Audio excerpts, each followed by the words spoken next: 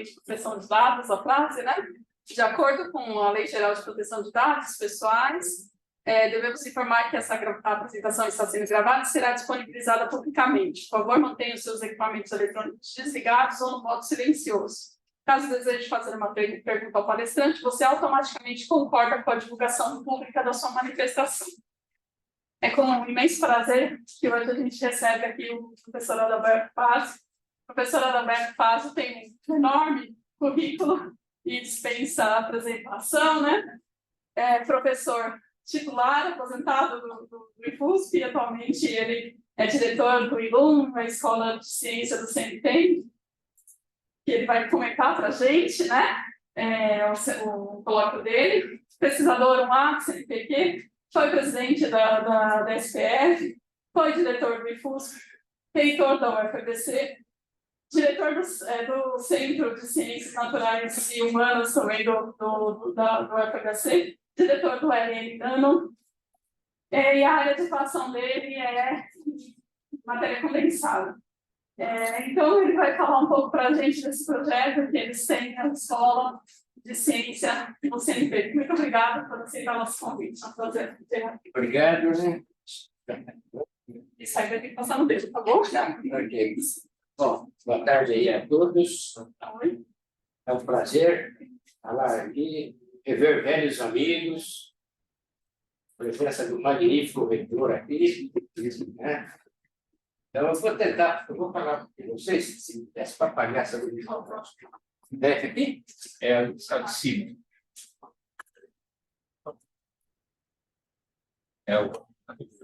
Baixo, aí vocês estão vendo a coisa. Está dando para enxergar? Então, pessoal, vou contar uma história que tem os alunos, eu vou tentar contextualizar aqueles que conhecem o CNPq. Peço desculpa aí para você.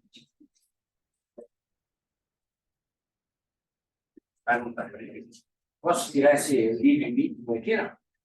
Não, porque senão vai gravar no robôzinho. É só a flechinha, tá? Então, a flechinha não está funcionando. Mas vamos lá. Agora foi.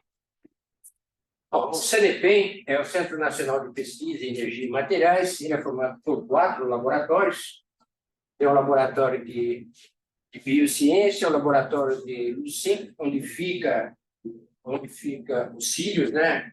Um acelerador de elétrons para radiação de 4ª geração. Tem o laboratório de bios renováveis e o laboratório de nanociência e nanotecnologia. Eu substituí o Marcelo lá. O Marcelo era o diretor e eu fiquei diretor lá também do LN Nano. Então, são esses laboratórios que tem lá no CNPq. Hoje, o CNPq atende da ordem de mais de 1.000 pesquisadores por ano, né? Seu conjunto todo, né? Eu vou apresentar aqui que não está funcionando. Desculpa aqui. E ele tem mais ou menos essa configuração aqui. Isso muda dia para dia, né? Tem 125 engenheiros, 66 físicos, 55 biólogos, 42 químicos, 6 matemáticos, 11 farmacêuticos, né? Então, isso aqui está do lado da Unicamp, essa infraestrutura maravilhosa aí, multiusuária que tem aí no CNPq, né? Então, eu sei que uma boa parte de vocês usam a infraestrutura aí do CNPq. E o mais recente, que tem o mesmo status de diretoria, é aqui a ILO, que é uma graduação que foi criada no CNPq. Só a título de informação, normalmente as unidades de pesquisa do Ministério de Ciência e Tecnologia, que tem as unidades de pesquisa, tem um regime do funcionário público, né, geral, e tem as organizações sociais. Se vocês olharem o IPA Matemática, por exemplo, no Rio, tem pós-graduação, e as unidades de pesquisa, CBPF e outras aí, CETI não tem pós-graduação, tem o LNA, etc. Tem algumas outras unidades de pesquisas que têm cursos de pós-graduação. Agora, unidades do MCTI, curso de graduação, este aqui é o primeiro, né? E e ele começa... tem que apanhar aqui.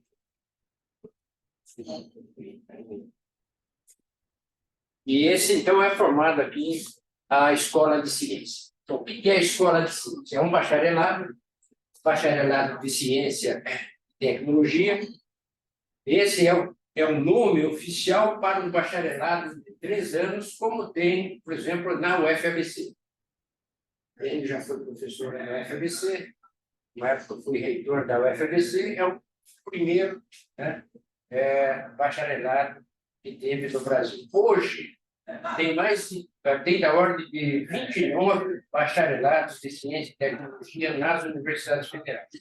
Se você somar as universidades privadas, chega a quase 50 cursos de bacharelado em Ciência e Tecnologia. E cada bacharelado desse, de um modo geral, tem sua cara, sua característica. Eu quero falar aqui um pouquinho da nossa visão, das experiências que foram aí compartilhadas com vários colegas na formação desse curso de bacharelado. Só para dizer para vocês, essa aqui é uma foto da segunda turma, né? Nós estamos aí terminando a segunda turma. Eu vou falar um pouquinho mais para frente. Estamos com as inscrições abertas para a turma de 2000, seria a turma de 2024. Né? Então, esse aqui é a turma que entrou aqui em 2023, que está saindo agora aqui. Então, a primeira pergunta aqui, o pessoal fala, por que um bacharelado e não uma pós-graduação? Né? Na verdade, eu poderia pensar assim, não, por que não um ensino médio e não um bacharelado, etc. Então, a ideia, e essa discussão, no início eu não participei, ela começa em 2016, 2017 começa essas discussões, né? E se chega a uma conclusão que a gente teria que formar um bacharelado para dar uma formação diferente. Quer dizer que é melhor ou pior? É uma formação diferente de jovens, que era a visão, particularmente do Conselho, e na presidência do Conselho, do professor Rogério. Ele queria ter mais biólogos que saibam matemática, ter mais físicos que saibam biologia, e assim fazer um trabalho interdisciplinar na formação de um pesquisador. Obviamente, ele não vai sair um físico com todas as disciplinas que é dado numa faculdade de física, mas certamente ele vai sair conhecendo os conceitos fundamentais da física de uma maneira profunda, não tão extensa, não tão densa, né? Mas é o que ele vai fazer. Então, esse curso, na verdade, eu entrei em 2017, comecei em 2019, o professor Rogério pediu para eu assumir essa escola, né? Foi em 2019. Então, a gente começa a trabalhar aí no PNI, em várias siglas, né? Você hoje no Brasil, para criar uma faculdade de 40 vagas, ou criar uma universidade, o tamanho da burocracia, se for em metros, dá mesmo ao número de papel. É um número grande, né? E, enfim, isso daí pegamos a pandemia, o INEP não poderia vir avaliar, ficou um tempão lá no INEP, nosso projeto. Assim que abriu, né, na pandemia, o INEP, nós fomos até o primeiro a ser reconhecido pelo INEP, por nota máxima, né? Aí vai para o INEP, vai para o CNE, que é o Conselho Nacional de Educação, também foi avaliado por unanimidade no Conselho. O CNE gostou, por sinal, gostou muito da ideia. Em 27 de 12 de 21 fomos credenciados.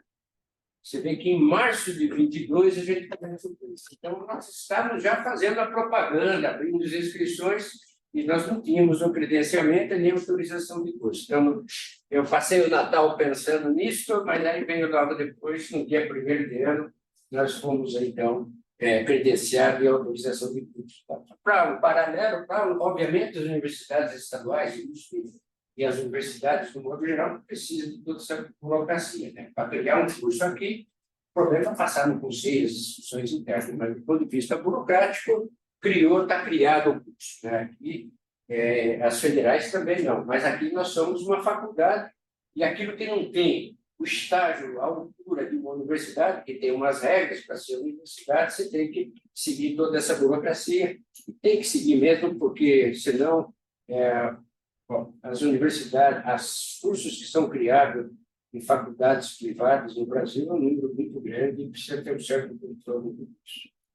Bom, então a ideia era fazer um curso interdisciplinar. Como é que a gente ia montar esse curso? Obviamente, esse curso foi pensado. Antes de tudo isso, foram feitas várias reuniões, membros da comunidade, né?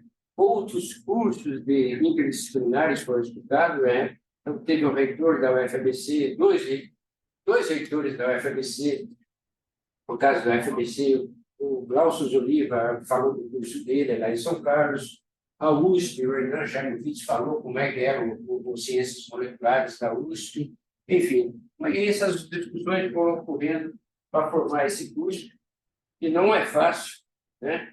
E o que a gente colocava mais ou menos? Os nossos bacharelados são extremamente disciplinares, não tem dúvida que os existem. Eles não têm, assim como foco, né, conectar diferentes áreas da ciência. São cursos extremamente tutoriais, né? E os métodos de aprendizagem, obviamente, sempre é o professor o grande protagonista. Tá? Eu não estou querendo generalizar, tá? Mas isso é uma verdade que ocorre. Então, em sala de aula, o professor vai lá na frente, faz aquela dedução bonitinha, e os alunos, às vezes, ficam numa atividade extremamente passiva, né? E mesmo os alunos mais brilhantes. E para a gente pensar num cientista do futuro mais independente, a gente deve estimular comportamentos ativos e trabalhos em grupo. Isso não é nenhuma novidade. Se vocês olharem os trabalhos de MIT, da Harvard, de Princeton, né, por exemplo, dá um exemplo, na Europa tem vários, Estados Unidos é um número grande, o processo de aprendizado em grupo é muito grande, atividades em grupo é muito grande, comportamentos ativos. Na verdade, os físicos não gostam muito, né? E a gente sempre tem um olhar um pouco diferenciado para isso. Na verdade, aqui é uma frase que faltou ao autor, que aqui é o Popper, né? Diz que nós somos estudantes de problema e não de disciplinas, né? Então, a ideia do curso é realmente formar uma formação interdisciplinar, né? Os meninos lá, mais jovens, devem estar se perguntando, e esse bacharelado, o que é? Ele sai do bacharel em ciência e tecnologia. Eu tive vários estudantes da UFABC que eram formados em ciência e tecnologia. Por sinal, o poder ganhou aí o Fernando Capes, passado, né? Que foi formado, fez 3 anos lá, desse bacharelado de ciência e tecnologia. Não é fácil. Então, o curso, mais ou menos, né, isso aqui a gente chama de mesas e cadeiras. É um modelo de ensino que se tem uma metodologias ativas, a avaliação, algumas não tem grandes novidades, mas essa avaliação ela é quase uma avaliação que a gente chama de formativa, e é uma avaliação que ele vai fazer prova, mas ele é avaliado todo dia na aula, e obviamente está ligado a várias tecnologias para ter acessos aí a redes, etc. Como é que esse ensino é feito? Metodologias ativas é o seguinte: o aluno chega na sala de aula, ele já sabe o que o professor vai dar. Ele recebe todo o material e, se ele não lê, ele vai ficar um pouco deslocado, mas normalmente você vai acompanhando aquele aluno que tem ou não isso daí. Então, o professor chega, faz umas pequenas perguntas e depois começa a interagir. Muitas vezes, vira-se no processo normal, etc. Mas o que eu quero dizer é o seguinte, vai ficar um pouquinho mais claro lá para frente, né? Que a interação do professor com o aluno é diferenciada. Eu chamo a atenção nisso, porque os alunos, particularmente depois da pandemia, eles têm um comportamento um pouco diferente nessa interação e nessa fixação. Então, se você está na sala de aula conversando, você tem maior habilidade. Aqui na Unicamp, eu sei, né, conversar com o pessoal aqui de saúde mental, lá na USP a gente também tem, na IBA também a gente tem equipes, né? Então são alunos dispersivos. E aqui também tem um outro problema. Os alunos são muito poucas vagas para muitos candidatos. Os alunos que vêm são bons alunos, já que a gente tem 40 vagas, eu vou falar um pouco, e são alunos diferenciados. Então, a gente tem, por exemplo, a nossa inscrição fecha dia 20 de dezembro. Né? Nós já temos 900 alunos inscritos, e deve chegar a 1.500, 2.000 alunos inscritos, que a gente tem que selecionar. Então, aquele aluno que é o primeiro, aí ele chega lá na escola e vê que tem outro primeiro também, tem um outro primeiro. Obviamente, não são uns 40, assim, mas tem um conjunto de alunos diferenciado, e esses alunos precisam atuar. Eles ficam full time na escola, que eu vou falar um pouquinho mais para frente, né? Isso é uma coisa bastante importante e tem alguns diferenciais. Obviamente, qual que é o grande diferencial dessa graduação? Todos esse aspecto é uma que o aluno consegue também interagir com os pesquisadores do CNPq. Outra, então, assim, uma prioridade à parte instrumental, eu vou falar um pouco mais para frente, e da parte de ciência de dados. Hoje, não dá mais para a gente conceber cursos que não tenha a parte de ciência de dados de uma forma intensa. Tá?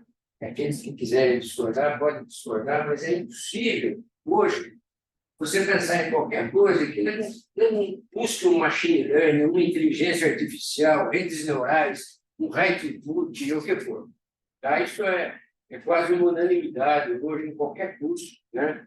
E eu vejo aqui no Brasil alguns cursos de matemática que começam a dar esse curso no quarto, quinto semestre. Isso é uma coisa que aprende facilmente no primeiro ano ou até no ensino médio. Então, essa é uma parte.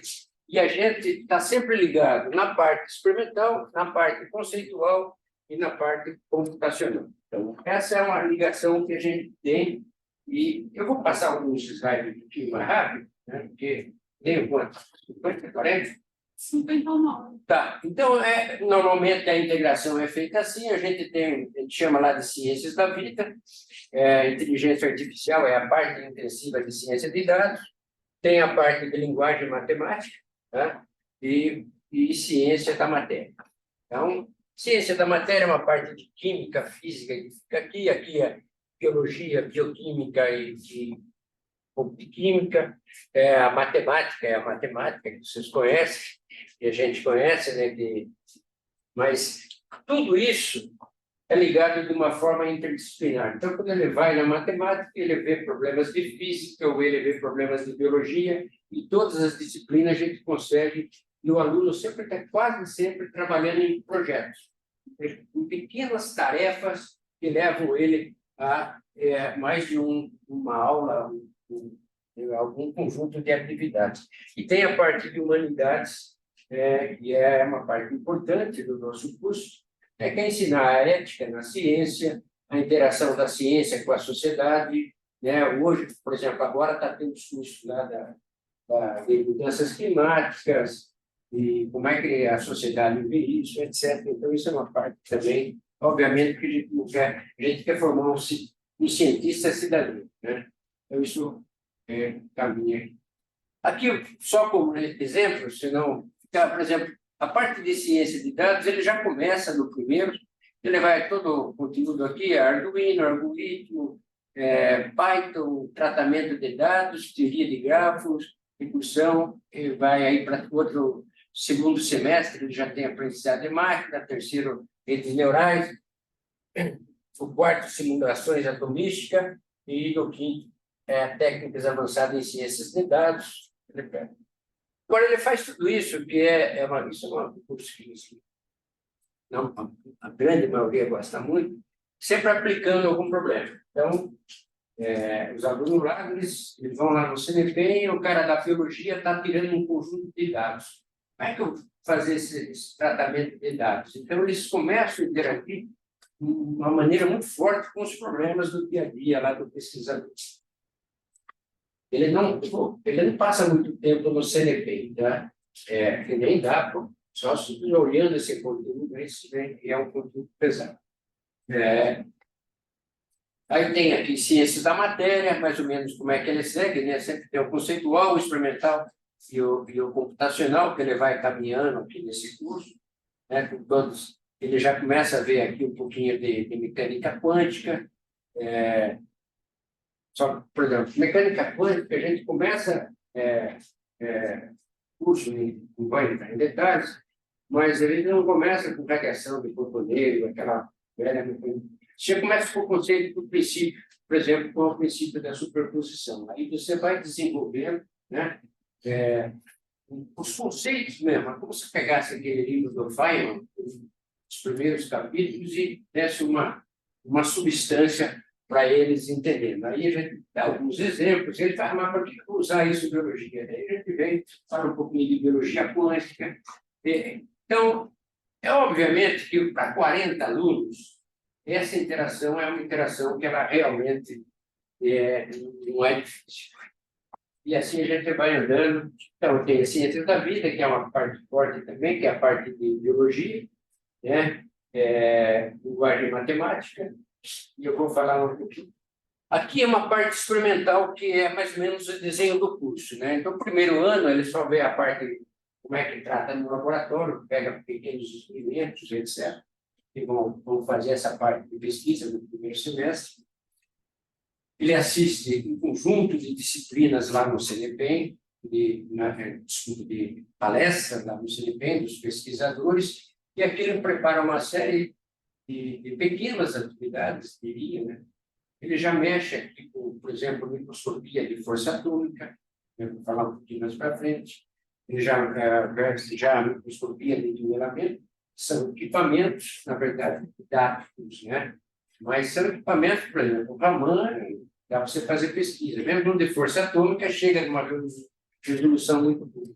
No segundo semestre, ele tem a gente chamou aqui de nanobiotecnologia, porque ele faz, na ILUM, por exemplo, essa atividade, ele, vamos, cada semestre é uma coisa, mas ele pode lá chegar, eu quero construir nanopartículas. Então, a ILUM tem todo um laboratório que ele consegue fazer as nanopartículas, faz as primeiras caracterizações, daí vai para o CNPq, faz as caracterizações, depois, por exemplo, ele dá essa nanopartícula para um peixinho, aí começa a estudar o efeito de uma nanopartícula no organismo.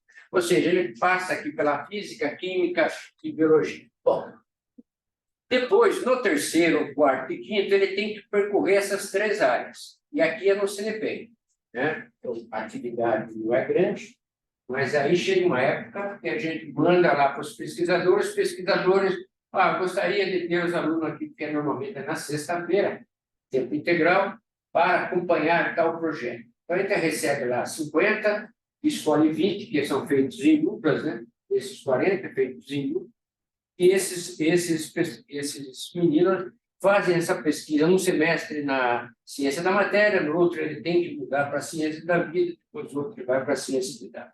E aqui é dentro da própria da ILUM mesmo, né? Ele faz tudo isso que a gente tem, todas essas partes experimentais, e aqui o sexto semestre é ele que propõe o projeto e ele fica trabalhando nesse projeto. Esse projeto ele pode usar, certamente, algum laboratório lá do CNPq, e é apresentado como se fosse um projeto de um pesquisador externo, né? Essa é uma parte que a gente ainda está estudando melhor, como fazer isso, né? Nas férias, a gente não obriga nenhum aluno a ficar lá. Mas, por exemplo, desses 14 primeiros, ninguém saiu de férias. Foi até um problema, porque eles ficaram até cansados. Eles começam a interagir com o CNPq e ficaram nas férias aqui em São Paulo. São pouquíssimos os alunos de Campinas, são alunos normalmente Nordeste, Norte, Sul, do Brasil todo. Eles normalmente ficam aqui, da ordem de 80% dos alunos ficam. O CNPq dá curso nas férias, por exemplo, de usar uma sala limpa, de fazer um dispositivo, e eles vão acompanhando e crescendo um pouquinho, né? Aí são 3 alunos aí no LLN, por exemplo, numa atividade de férias sobre fabricação, microfabricação. Então, para ter umas ideias aí. Bom, isso aqui eu já falei. Passando aqui. Bom, vou falar um pouquinho também do corpo docente, né? O corpo docente era inicial, isso é possível fazer isso na organização social, uma organização social é como se fosse uma empresa privada. Então, nós queríamos professores jovens que tivessem pós-doutorado no exterior, que quisessem interagir com alunos e ensinar. Então, foi feito, na área de física, por exemplo, apareceu 80 candidatos para escolher um, né? Na área de ciência de dados, um número enorme também. E assim foram escolhidos esses alunos. São tão joia. Esse aqui é o coordenador da área de pedagógica do curso, que é o Nelson, que vocês devem conhecer, né? E Ana Zélia já trabalhava lá no CNPq, né? Os demais são jovens pesquisadores. E tem um conjunto de sêniores também, que trabalha na ilha em tempo parcial. Aqui todos os três são da Unicamp. Aqui é o Martins, que se aposentou, né? O Luiz Marques também se aposentou da Unicamp, ele era era titular aqui em artes, né? Mas ele está muito dedicado, por exemplo, em mudanças climáticas, etc., né? E o Hernandes, que é professor titular, atualmente é chefe da biologia e que é professor. Então, eles têm lá 4 horas por semana de dar aula no livro e interagem com a gente também na melhoria do curso. Então, são esses, o sênior, e o mais velhinho sou eu aqui, né? Então, são jovens e sêniores de reconhecimento, assim, bem, bastante reconhecido. Como é que o aluno entra na ILO? Então, o processo de ingresso na ILO do aluno, a primeira coisa que ele vai, ele entra no site e ele tem que escrever uma carta lá, por que eu quero fazer ciência, por que eu escolhi a ILO, etc. Essa carta, ela vale, depois que ele escrever essa carta, ela vale 100 pontos. Aí tem o exame, as notas do Enem, são mais 1000 pontos.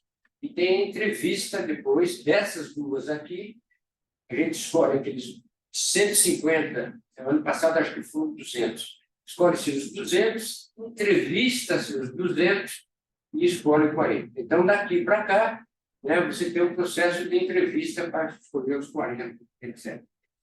A entrevista é feita durante 4 dias por 2 pesquisadores, tem uma engenharia de fazer essas perguntas e como é que nós vamos... Então, é isso aqui.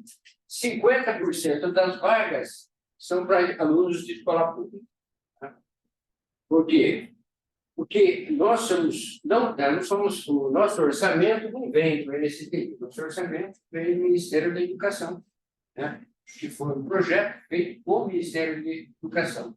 O Ministério da Educação é um interveniente junto ao MSTI. Ela passa dinheiro para o MSTI e o CTI passa para ele esse dinheiro. Então, 50%, até 60%, né? Mas dá 50%. Bom, o perfil do egresso, já falei um pouquinho para vocês.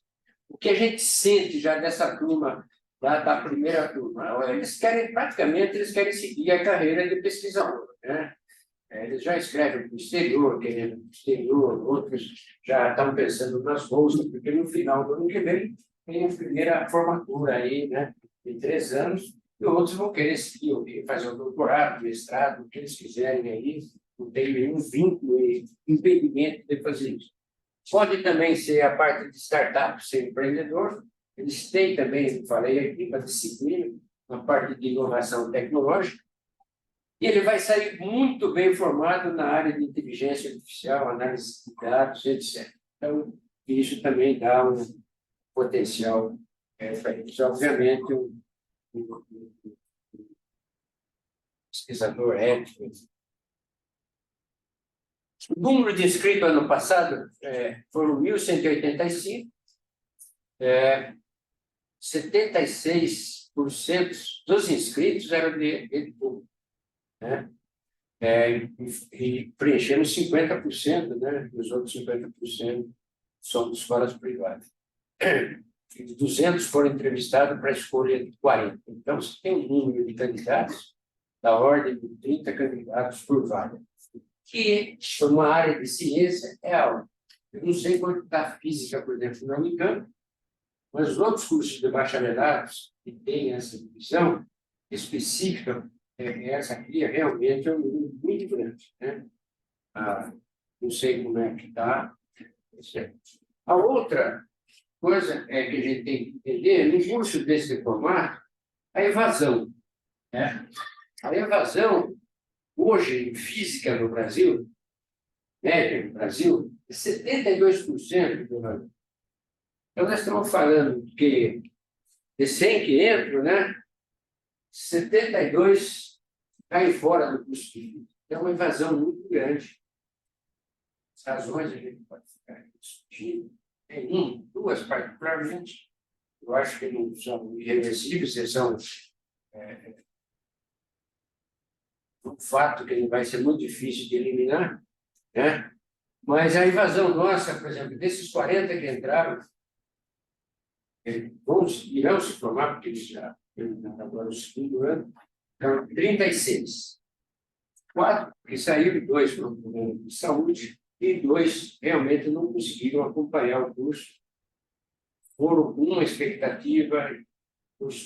É um curso que não é leve. O aluno ele chega às 8, sai às 18, os professores estão sempre lá à disposição, eles estão sempre em atividades. Tem umas janelas entre umas coisas, mas é muito pouca janela, e esses alunos ficam. Aqueles alunos que não sabem inglês, a escola fornece curso de inglês, né? A gente contrata uma empresa que vai lá e dá aula de inglês para esses alunos. Normalmente, os alunos de escola pública, eles têm muito mais dificuldade de entender inglês. Aqui, 50, este ano eu até, pelo menos no estado de São Paulo, diminuiu em relação aos demais, né? Mas tem muito que vem de São Paulo desse ano. Mas esse último, de 2023, 38% vem do Nordeste. O ensino médio do Nordeste, em média, e das escolas, ele é, em média, superior à de São Paulo. Isso a gente não pode negar. Tá?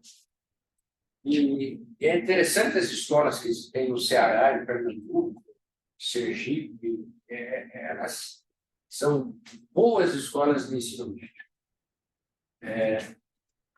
Mas ela tem uma componente que eu não falei ainda, que é esse aqui. Obviamente, o benefício que esses alunos têm. Tá?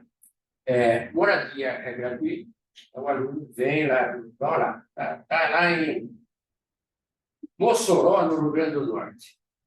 Nós pagamos a viagem dele para vir para cá, se ele for aprovado, todinha, né? E vamos pagar a viagem de volta só depois que ele se formar, né? Obviamente. Tá? Então, ele tem a moradia aqui perto da PUC, a gente aluga várias kitnets, né? Eles moram, eles dividem em 2 essas kitnets. Eu já falei, transporte aqui para vir para o CNPq, também tudo isso é gratuito. No primeiro dia, ele já recebe um laptop de última geração, dá para ele ter. Tem muitos que não têm condição, tem os laptops, mas todos recebem. Todas as refeições são custeadas, então eles têm um vale alimentação, tem o valinho lá que chama, acho que vale, eu chamo de vale supermercado, tá? Sábado e domingo, em vez de ele estar aí, ele pode fazer a compra dele, etc. Tem curso de inglês e tem o apoio de saúde mental, o apoio psicológico. Então, obviamente, o aluno, a gente às vezes desconhece a realidade brasileira. O aluno que tem todos os benefícios, né, obviamente, ele quer procurar essa escola, por isso também a evasão de dinheiro é um dos fatores. O outro fator é que muitos que entram na área de física, quando eles prestam vestibular, eles não querem fazer física. A física não foi a primeira opção. Essa é uma verdade, né? E acaba no segundo ano, você começa a ter uma evasão grande. E é isso que acontece. Aqui, se a gente escrevesse, eu falo isso porque não é diferente da Unicamp, da UFRJ, da USP. Se a gente mandasse ele escrever uma cartinha porque ele quer fazer física, ele já ia tirar um percentual de quem queria vir aqui ou não. Porque é preferível ter um número menor de alunos e dedicados, né, do que a gente ter um número grande de alunos. E eu estou falando isso na graduação, porque na graduação é uma parte importante dessa formação.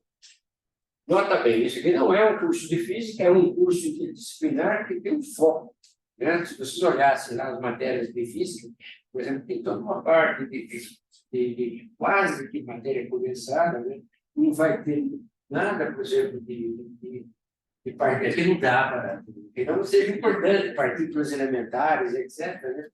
Mas a gente busca buscamos umas áreas e disciplinas que a gente consegue conectar com as diferentes áreas, né? Então, obviamente, matéria condensada, ele vai ter o equivalente em estado sólido 1, 2, e além disso vai ter o 3, que seria matéria mole, né? Eu chamei o nome aqui, né?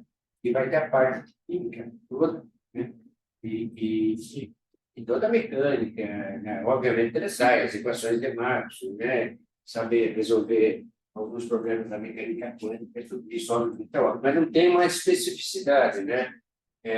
Aqui, por exemplo, deve ter um curso, sei lá, de física nuclear, de partículas, na graduação, também, não sei, na USP lá a gente descobria, né? É que fez a física nuclear, partículas, estado sólido que você fez, né?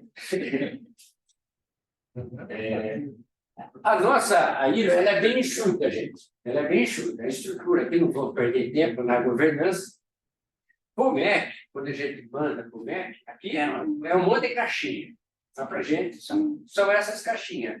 A diretoria, que eu sou diretor, tem a secretaria-geral, que a gente tem que ter, que ela é responsável por. A secretária-geral é a nossa conexão com o MEC, né? Tem a Secretaria de Planejamento e Gestão, que é quem vai olhando lá toda a parte financeira. Tem a coordenação acadêmica, né? Que é o professor Nelson Estudo, e tem a coordenação de pesquisa e laboratório. Então, essas duas coordenação, praticamente, a gente leva isso para aquele ponto terceiro. Isso já falei no começo, não tem sala de aula assim, né? A sala de aula são essas aqui, são mesas e cadeiras, realmente, que os alunos ficam. Aqui é um professor quase que já numa aula tradicional, né? E os alunos estão aqui, caso a Maurita dando aula de termodinâmica. Então, aqui é uma foto da sala. O prédio que a gente está era onde começou a construção naquela época chamava-se a Beteluz, é onde começou o centro, ali naquele bairro ali, Jardim Primavera. Jardim Primavera, eu pensei que mas Jardim Primavera. E é o local, e aqui a Rui, não esqueço o nome da arquiteta, a Gabriela aqui da Unicamp, já fez isso com seus análises, ela que fez esse projeto, ela roda o mundo olhando os lugares de ensino, ela teve um artigo, texto, ela trouxe alguma coisa e fez um projeto bem legal. Todos estão convidados a visitar a ilha. Aqui alguns laboratórios, aqui é o laboratório de ciências da vida, que esse fica tudo na ilha, né? São laboratórios. Aqui é um outro laboratório, o sistema fluorímetro. Eu vou errar aqui tem um FT de infravermelho, aqui tem um VX, etc. Aqui tem AMA, tem 3 AMA, por exemplo, que eles usam. É muito bem equipado. Esses daqui são interessantes, esses equipamentos aqui são microscópios de força atômica. Só que esse o menino pode ir lá mexer, né? Ele vai lá, porque está tudo à vista dele, onde está o laser, etc. Ele vê tudo e ele que põe a mão, né? Ninguém comigo o menino de botar a mão em equipamento aqui. Isso é uma parte importante na formação do físico. Eu vou passar rapidinho. Essa é a biblioteca. Obviamente, todos eles têm acesso à biblioteca do CNPq, mas na ilha, que pertence ao CNPq, mas a gente tem uma pequena biblioteca, que não é tão pequena, são várias salas de estudo, e os livros mais recentes, né? O CNPq não compra livro há muito tempo, aqui tem vários livros mais recentes, que é uma sala de apoio para eles, e aqui são partes da ilha. E agora a gente está lá no CNPq construindo o Ministério passou dinheiro para a gente construir o centro de vivência. Bom, eu falei rapidamente para a gente gerar uma discussão aí, e eu poderia dizer que tudo que está dando errado fui eu que fiz. O que está dando certo foram esses 3 aqui que fizeram. é o professor Silon, que aqui vocês conhecem, o Klaus, que foi reitor da UFMC, e o Esper Cavaleiro, dono do famoso. Eu vou encerrar aqui para a gente abrir discussão e deixo aqui uma frase do Chris. Quando ele descobriu o oxigênio, eu deixo a minha frase, que é: mas eu posso pensar o contrário amanhã. Obrigado.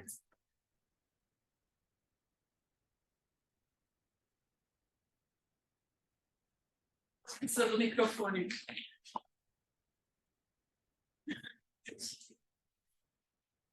Só perguntas, comentários?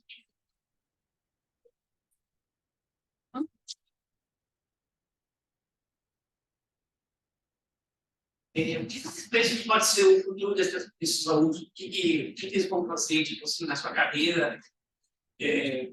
Assim, para que emprego, de pós-graduação? O que eu falei, a experiência que nós temos desses alunos, certamente eles vão seguir doutorado, começar.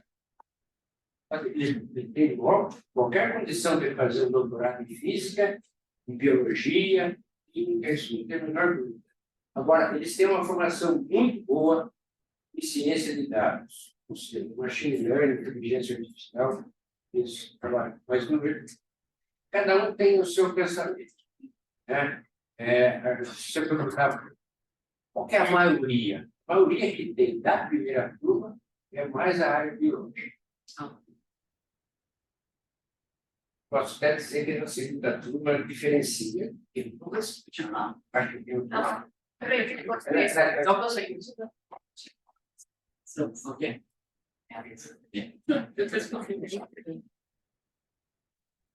Tudo bem. Eu queria perguntar como seria essa carta de... A carta de por que fazer ciência? Isso. Porque essa instrução tinha várias perguntas. Só que não tinha nome sobre essa carta. Essa carta seria as perguntas que a gente tem que responder. Não, é uma carta inicial que diz assim, por que você quer fazer ciência ou ele está mudando a pergunta. Esse ano aqui, não sei como é que está, mas a pessoa tem que se inscrever lá o que se quiser. Normalmente, o que os meninos fazem? Eu quero fazer ciência porque eu participei de uma Olimpíada, fiz isso, aquilo, etc. É isso, normalmente, essa carta.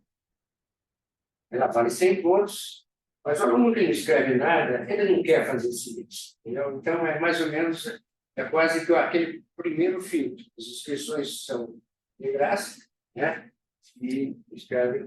Então, no começo, quando você põe seus dados todos, né? Aí tem uma parte que você escreve um texto. Pode ser um texto, um parágrafo, se quiser escrever. Parte do Enem, a nota do Enem. Você só dá... Então, isso a gente tem acesso à nota de todos. Quando você faz a inscrição, tem seu CPF. Né? Aí a gente, nós que olhamos a nota Enem, ele passa para a gente, põe lá o CPF, não sei se a gente vê a nota. Aí nós somamos, selecionamos 200, acho que esse ano são 150, você vai selecionar, depois entrevistamos esses 150. Como seria a prova online? A prova online são dois professores que fazer uma pergunta para você. Né? Então, você está aqui olhando, pode ficar olhando lá, porque ele ficar dando um bochichozinho, e são feitas perguntas, as mais variadas perguntas. Quantitativa, a gente não está interessado se você sabe, estamos interessados em como é que você vai propor uma resposta, uma solução. Você pode falar, eu nunca vi isso, mas eu acho que eu poderia atacar esse problema desta forma. Então, é quase como uma conversa, né? Tudo tem uma técnica aí para essas entrevistas para selecionar. Quando vai ser essa prova online? A online é 31. As inscrições vão até 20 de dezembro, online deve ser em fevereiro, começo de fevereiro. É fevereiro. Mas depois eu posso dar a data certa. Ela foi publicada já, mas eu... Desculpa aí, mas... Eu queria perguntar, né? Claramente tem um perfil multidisciplinar. Tem uma outra coisa que eu acho interessante, é essa, né, combinação de perfil teoria e experimento. Né? Isso acho que é realmente algo excepcional né, que eles, na verdade, né, eles têm oportunidade até de participar de um laboratório excepcional, né, que não tem igual no Brasil. Mas minha pergunta é se vocês veem algum perfil mais, né, uma tendência no perfil, se eles acabam indo mais para experimentos ou realmente a parte de ciência de dados tem sido. Não, entre esses, eu diria para você que é mais experimental.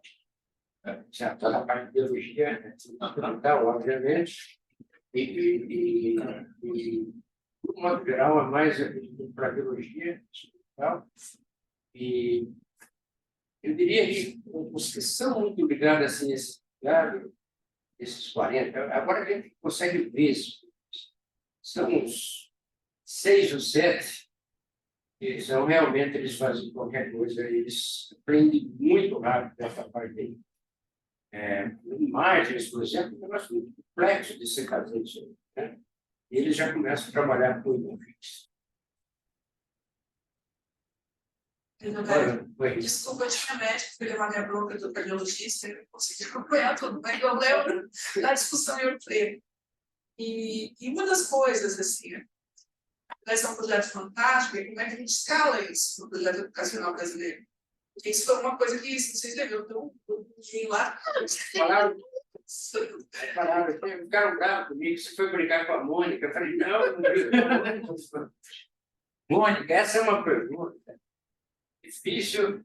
Entenderam a pergunta da Mônica? Como é que eu passo essa escola? É tão boa assim, porque como é que eu escalo isso para outros lugares? Eu posso fazer uma provocação? Por que você quer escalar? Essa é uma. Vamos chegar lá. Vamos chegar lá. Essa é outra pergunta. Mas vamos aqui lá. Você não pode assumir que no Brasil só tem 100 alunos que são eliminados. Mas aí então, vou chegar lá. Esse da Mônica é difícil fazer esse escalonamento. Está forçando a gente pensar isso. Escalonar nos CNP não dá mais. Não dá, porque você vai interferir na pesquisa, atendimento ao usuário externo, sabe que é complicado, você não botar mais gente lá trabalhar. Eu pensei, por exemplo, o CBPF, semana que vem, o IMPA, matemática, a gente ajudou muito, começa em março do ano que vem, o IMPA começa uma escola, ela não é tão interdisciplinar, mas é uma ciência de dados, matemática aplicada e física, né, que é o IMPA matemática. Então, vai ter no IMPA. Eu não vejo, tem um colega nosso que agora quer fazer uma lá na Paraíba, tá? Tá? Eu não sei como é que você faz isso dentro de uma universidade federal. Estadual até dá, você pensar na Unicamp, uma federal não passa de conseguir isso facilmente. Você vai ter que fazer um outro modelo para fazer isso. Então, a resposta para a pergunta eu não sei ainda. A gente está trabalhando nisso. A gente está querendo escalonar de outra maneira o MEC. Agora, o que o Alberto está falando é o seguinte: se você integrar um número de vagas difíceis, pega a região de Campinas, São Paulo, FDC, São Carlos, é um número muito grande de vagas. Isso não tem o menor dúvida. A USP são 320, né? Só na USP, 320 centros no ano, tem 100 e pouco, né? Eles formam 40, acho que 40. Está gravando aí, os colegas.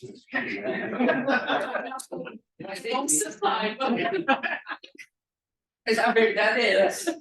Então, a gente pode pensar, não pode ser muito grande. Não, tá certo? A gente está agora, eu faço parte do grupo aí, o Marcelo também faz parte, né? A gente está tentando fazer uma mudança na universidade. Então, tem 3 propostas. Uma delas é realmente um número enorme de vagas, tentar fazer um sistema via Califórnia. Não tem nada que eu falei, mas estou falando do ponto de vista dar oportunidades para as pessoas irem para a universidade. Então, como se fosse, eu estou resumindo, né? O lado deve estar assistindo no mercado, mas estou resumindo, um college. O outro não. O outro é realmente criar centros de pesquisa para a formação de recursos humanos dentro da universidade, mas através de um projeto. Então, a Mônica forma um grupo né, de materiais, são 6 áreas, não lembro 6, mas um contemplado é ciência de dados, agrárias, materiais quânticos, saúde, eu não lembro as outras, mas são 6. Então, você faz um projeto e isso fica dentro da universidade com um recurso muito alto para formar pessoal, para formar recursos. Nesse modelo aqui, eu não sei. Eu sei sua preocupação, é bem elitista assim, mas faz parte.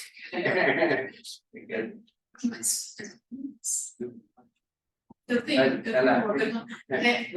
Da experiência com a PPC, eu sei que quando você tem com biólogos, é difícil você conseguir que eles dê temas fora realmente da área que são especialistas, né? Então, eu acredito que os tópicos que são selecionados e as pessoas que estão dando os tópicos que estão selecionados lá são bem a dedos e não saem muito da caixinha. É isso mesmo ou não? Na área de biologia? De biologia. Ela sai da caixinha bem na parte de computação. Obviamente, eles têm que fazer matemática. Você tem que aprender muita álgebra linear para depois, e daí vão na parte de computação. Esses são 40 alunos que eles fazem tudo. Não existem matérias eletivas, porque as matérias são Mas os docentes que vão... Então, os docentes, por exemplo, na parte de ciência de dados, um é um engenheiro fantástico, bem jovem, tem vários prêmios aí. O outro é um físico. É um físico que já trabalhou muito com simulações em sistemas biológicos. Então, o professor, por exemplo, Hernandes, ele vai lá na biologia, ele fala, olha, mas isso aqui tem um conjunto de dados aqui, o que vocês podem fazer? E os alunos vão trabalhar os dados. Então, essa é uma interação que você tem com a ciência de dados. Então, não é um biólogo que está dando a parte de biologia? Não, a biologia um biólogo. É o Hernandes que está. É o Hernandes daqui. Tá. E a Juliana Smetana, que ela é uma bióloga. Então, ela é uma bióloga que fez física também, né? Mas ela sempre seguiu na área de biologia. Então, tem umas discussões boas. Por sinal, tem um artigo muito interessante na Nature, acho que de começo desse ano, às vezes eu uso, o físico conversando com o biólogo. Né? Muito legal esse artigo, a dificuldade que a gente tem de conversar com o biólogo e do outro lado também, né? Então, o biólogo diz o seguinte, eu preciso dos físicos. Eu sei que os físicos têm esse problema, tenho que conversar com os físicos. E ele começa a falar da experiência dele. Bem legal. E ele diz que os físicos, quando dá risada, tem que dar risada juntos, senão eles ficam bravos. Então, risada por qualquer coisa. Mas, só para concluir, os físicos, nós físicos, temos uma visão muito reducionista, queremos ou não. A gente pode não ser, mas a gente acaba sempre sendo um reducionista. Aí você vai, tá, bom, mas o problema lá é complexo. Então, tem um campo da complexidade, né? Vocês conhecem bem, que essa é uma interação, que você vai em escalas diferentes, interações diferentes, e é difícil realmente a biologia. Tem um livro aí de simulação que se o biólogo tivesse debaixo da macieira, estava perdido. Queria calcular a resistência do ar, efeito da luz, etc., e se eliminar o que não faz parte. Né? E o físico tem isso, mas é a própria natureza da ciência. Na verdade, eu não acredito que é um texto. Você fala 72% de desistência dos cursos de física. Eu imagino que de biologia e química também seja tão diferente.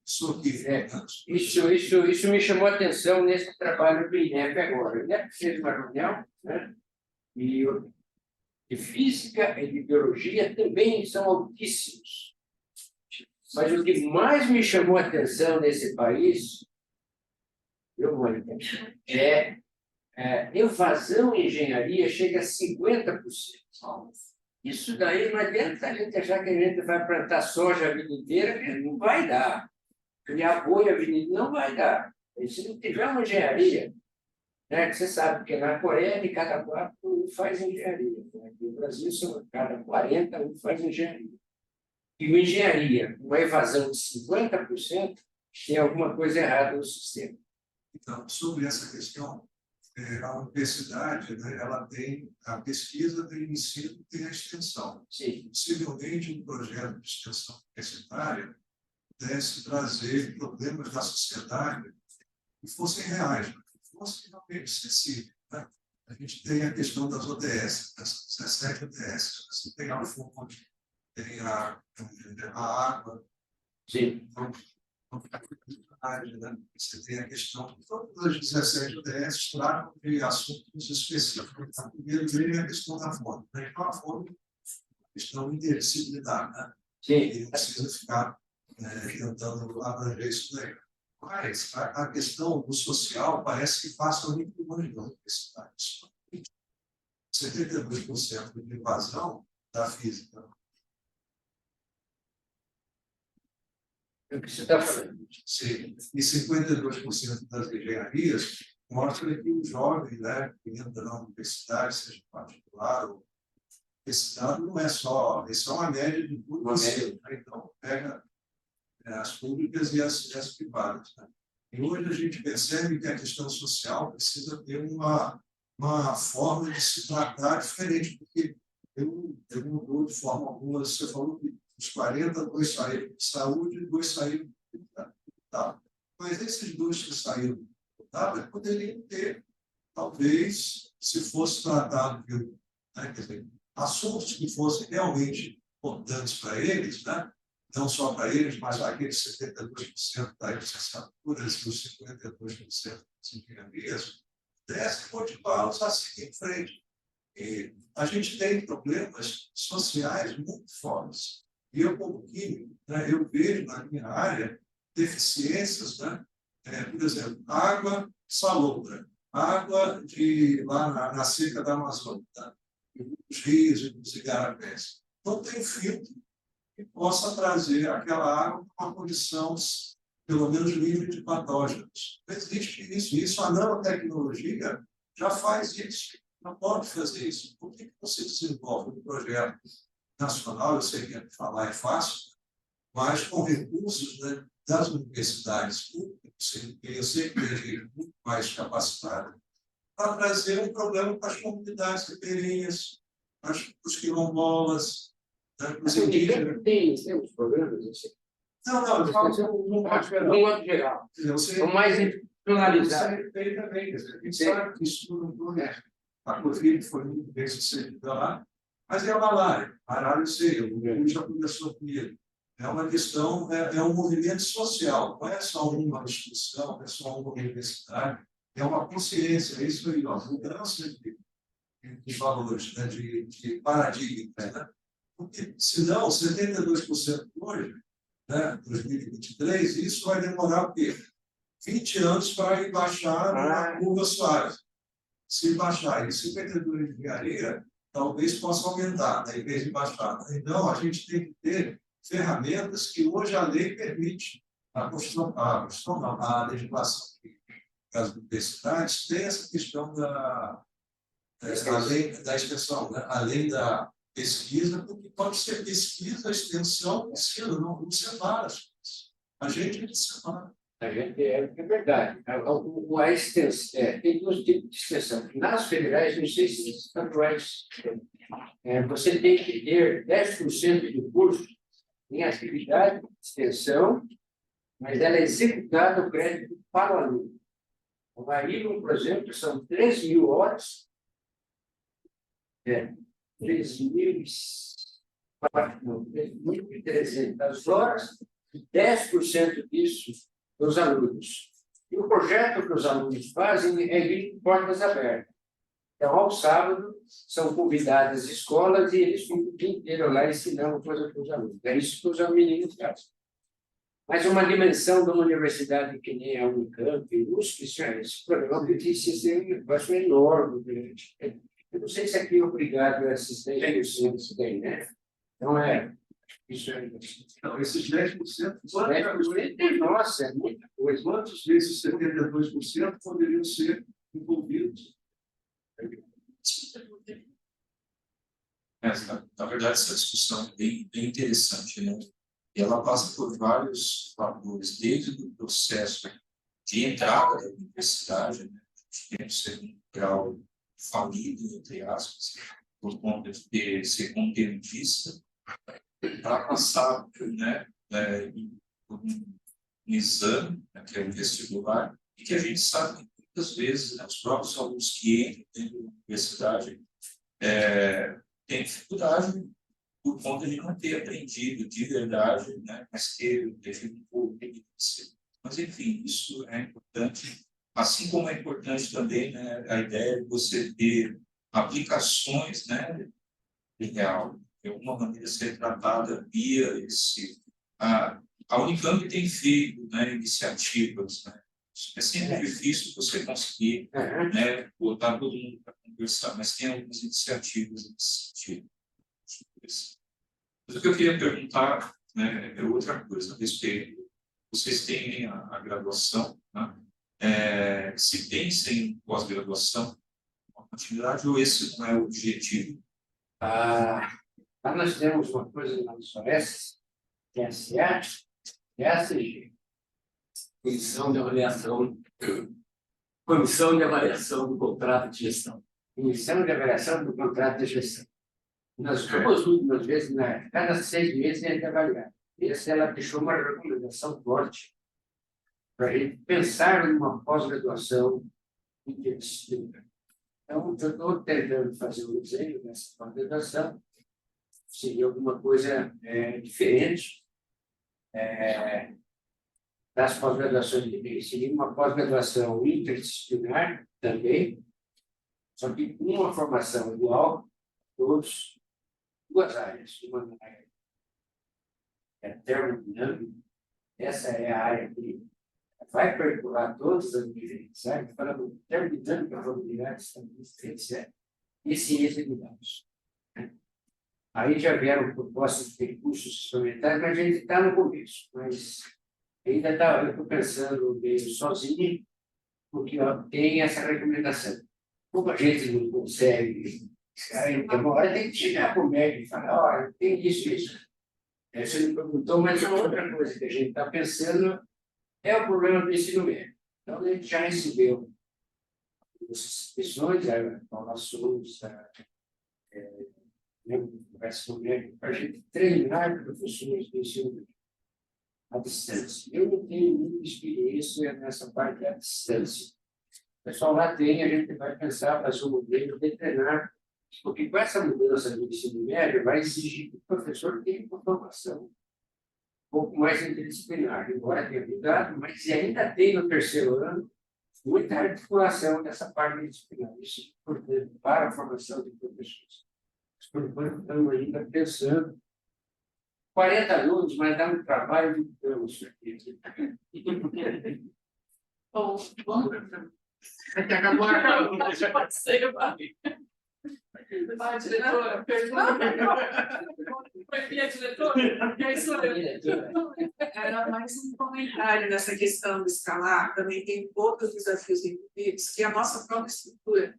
Se você pensa na casa, né? Se você pensa nas caixinhas que nós temos que, enquanto universidade, obedecer, o exemplo que você está dando é um exemplo que tem que ser usado também para tentar questionar o status quo atual. Porque da forma como a gente tem pensado, o Hernandes, por exemplo, ele defende a filiação em mais de unidade, coisa que nos Estados Unidos é físico, ele está na medicina, na biologia, né? E aqui não, você não pode, porque senão você vai ter que tacar ele de cada unidade, provavelmente aí ninguém vai querer.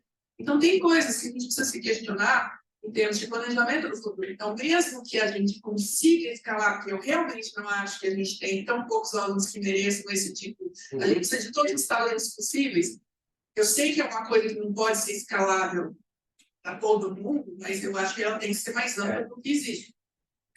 Esse exemplo tem que ser usado também para fomentar essa discussão, né? Sim. Porque é muito fácil. Desculpa, eu sei que é um trabalho enorme que vocês têm, Mas para fazer isso num local, dentro, ligado ao CNPq, que já é algo que está fora da realidade brasileira, você trazer isso para dentro das universidades, ou trazer isso para outros ambientes, é um desafio muito grande. Eu acho que esses dados que você está trazendo são importantes para questionar essa estrutura. Porque, por exemplo, a Lídia Trindade é uma cientista social, né? Mas ela atua justamente nessa questão interdisciplinar. Então, a gente tem exemplos pontuais de coisas que... que era aqui, ele... Não, a humanidade faz muita falta em todo lugar, mas a humanidade realmente que faz esse questionamento, não só o conhecimento distante de humanidade. Eu estava assistindo um podcast de história agora, eu estou aprendendo sobre a história preta. Por quê? Porque eu não conheço, eu tenho 60 anos, e eu não conheço como foi a questão da escravidão no Brasil, por exemplo. E tem coisas assim super... Eu estava falando, eu estava lembrando do H. Rebouças. Tá? Então, assim, a gente precisa começar a olhar para esses exemplos e questionar o que a gente tem atualmente. Eu acho que vocês têm um ótimo caso aí, como os biólogos falam, né? Um estudo de caso. Para mostrar isso. Eu concordo contigo. Agora, é difícil, né? Esse grupo nosso, a gente começa a pensar, faz governos federais, é uma dificuldade muito grande. O sistema, ele é um sistema de engessadíssimo, vírico, né? Essa proposta se aceitar, já viu a gente parece que você colocar dentro da universidade a formação de gostaríamos que esse centro fosse uma organização social. Aí você contrata o professor, não deu certo, não ligou, senão vai... E toda essa parte, né? Aí você fala, a gente não consegue, você não consegue mobilidade do nosso professor, né? É difícil. Agora, não falei que esses alunos aqui, se eles quiserem ter um diploma difícil, eles entram no quarto ano, equivalente ao quarto ano da UFMC, de Química. Então, tem esse acordo com essas universidades que têm esse machismo. Mais universidades que são. O acordo que a gente fez é com a FM, está fazendo com a FMC, mas entre eles já existe isso, então não teremos dificuldade. Porque tem, por exemplo, temos alunos lá, professor, eu vim aqui, mas agora eu já sei, eu quero fazer partículas e teoria de campo. Então, eu falei, então agora você vai terminar o curso de física lá na FMC. Tem vários cursos que são preenchidos. Exatamente. Além da evasão, tem vagas remanescentes. É muito grande. Só não tem vaga remanescente em engenharia de produção. Está gravando? Olha, tem vagas remanescentes em todas as áreas. E não é na UFMC, todas as universidades, né? Então, você chega lá no curso, por exemplo, lá tem engenharia de energia. Tem vários alunos, que só tem lá no IP, né? Lá no ITA, né? Curso, por exemplo, aeronáutica, ela tem, só lá que tem, ainda ficam vagas remanescentes. Me chamou a atenção isso daí. O reitor falou, não tem problema. Aqui na UFMC, a gente tem, vamos fazer com a UFMC. Agora, os alunos da UFMC que quiserem vir para aí, por exemplo, sobraram 4 vagas. Tem interesse, e aqui tem uns atrativos maiores também. Então, essa habilidade, ela já existe, né? O que nós estamos fazendo é simplesmente tentar botar isso no papel, mas ela já é oficial. Você dá um bacharelado, 3 anos, para terminar o diploma. O cara quer ter um diploma, tá? CLQ, agora vai ter o CLE. É para fazer concurso para professor. Agora vai fazer concurso para professor ensino público. Aí ele tem que fazer uma licenciatura lá. Mais um ano, isso. Licenciatura, ele está em dúvida se dá um ano, porque são tantas cargas pedagógicas que ele, talvez ele vai ter que fazer umas 8 matérias por semestre.